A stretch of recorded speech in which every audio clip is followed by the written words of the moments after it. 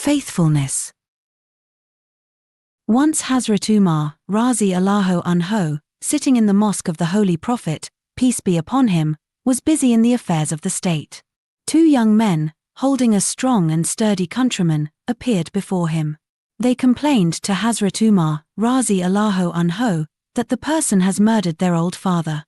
They demanded justice, punishing the murderer for him crime. The Caliph looked at the young man and said, "You have heard the charge leveled against you. What have you to say in your defense?" The villager replied, "Commander of the Faithfulness, I plead guilty to the charge. I was leading my beloved camel. When I reached a garden and halted to rest, the camel nipped a few leaves off the hanging branch of a tree. The old man, on seeing this, hurled a stone at the camel with all his might. The stone caught the camel on. The camel was very dear to me. I could not control my anger, so I took the same stone that had killed my dear camel and hurled it at the old man with all my strength. The stone hit the old man on the head and subsequently killed him. At this, these two young men came to me and I surrendered myself. Caliph, as you have confessed to your crime, there is no need of witnesses. You are, therefore, sentenced to death."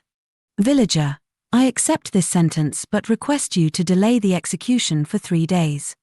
Caliph, why do you ask for delay in the execution of the sentence?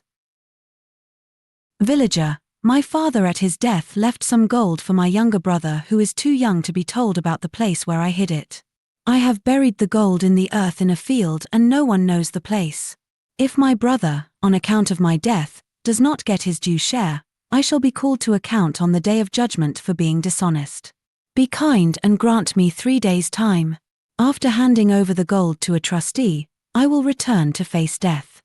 Caliph, have you anyone who can stand as surety and who will be willing to suffer death if you fail to return?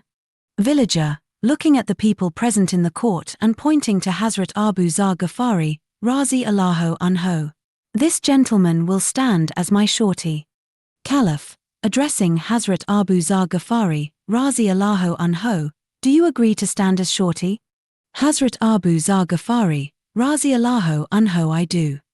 Hazrat Abu Zar Ghafari was a highly respected Sahabi.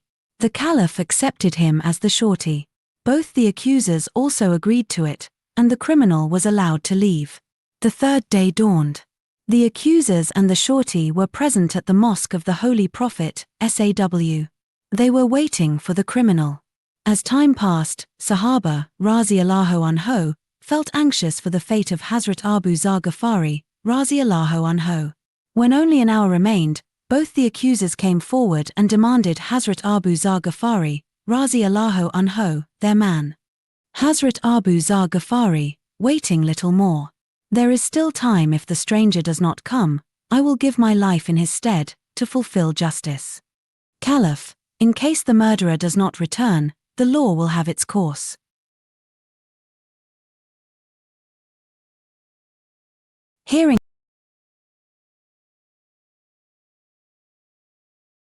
Hearing this, the Sahaba, Razi Allahu Anhu, became more anxious for the safety of Hazrat Abu Zar Ghafari, Razi Allahu Anhu, and their eyes were filled with tears. Some requested the accuser to accept blood money. But they refused, saying our demand is life for life. When the whole court was in a worried state of mind, the villager reached there perspiring from head to foot.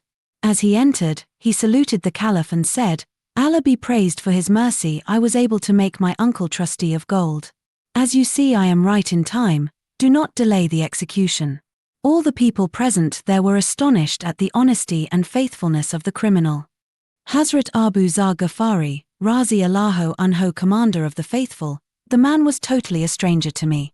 I have never known or seen him before.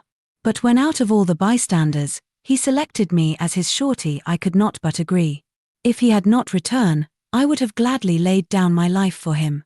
Villager, sir, when you are agreed to stand as a surety for a stranger, it would be against all rules of manliness and chivalry to endanger your life to save mine. Accusers, of one accord, Commander of the Faithful, we forgive him. Let him live. On hearing these words, the court gave cries of joy and applause, and the face of the Caliph beamed with pleasure as he said, "Young men, the blood money will be paid to you from the people's treasury, and Allah will reward you for this goodness on the Day of Judgment. Accusers, Commander of the Faithful, we forgive him as forgiveness is divine and, therefore, we respectfully refuse to accept any blood money.